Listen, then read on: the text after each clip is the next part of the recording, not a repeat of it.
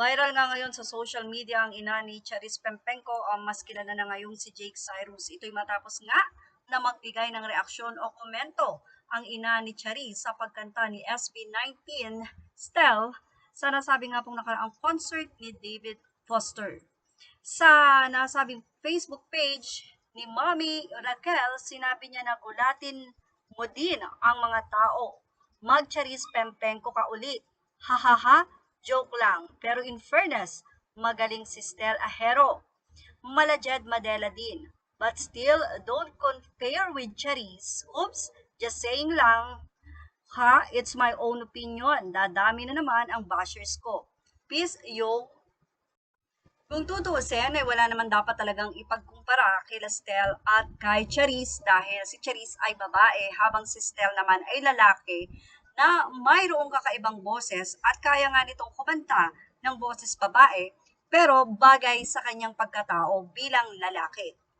Kamakailan lamang ay ginulantang ng marami ni Stel ang marami matapos itong kumanta ng biglaan sa nasabi nga pong concert ni David Foster at kinanta ang paborito ni David Foster na All By Myself na kilalang napakataas na kanta na kinanta na ni Celine Dion. Si Charis Pempenko ang isa sa may pinakamagaling na singer na kumanta ng nasabing All By Myself at lagi na nga iginukumpara si Charis kapag ka may bagong singer na kakanta nito katulad ni SB19 Stell. Ilang mga netizen ang nagbigay ng kanilang opinyon at ayon niya nga sa kanila, parehong magaling at hindi nga dapat talagang ipagkumpara. Samantala, marami naman ang nakamiss kay Charis Pempenko kung saan ay isa na nga siyang si Jake Cyrus ngayon. Ayon sa marami, sana nga daw ay bumalik na si Charis, pero mukhang malabo nga daw ito. Pero dahil nga meron ng Stell, ay marami din ang humahanga sa SB19 lead singer na si Stell na napaka-game nga daw sa lahat ng ipinapagawa sa kanya.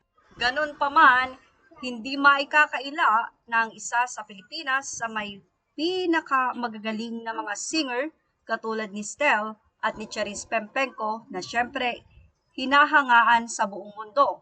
At isa na nga si David Foster sa nagbigay sa kanila ng chance na makilala hindi lamang dito sa Pilipinas kundi pati sa ibang bansa. Kanya-kanya man ang supporters, sila Stell at si Charis, hindi maikakaila na pareho talagang magaling ang dalawa bilang singer. Sa ngayon ay wala pa tayong nadidinig na reaksyon ni Stell sa nasabi nga po ng ina ni Charis Pempenko.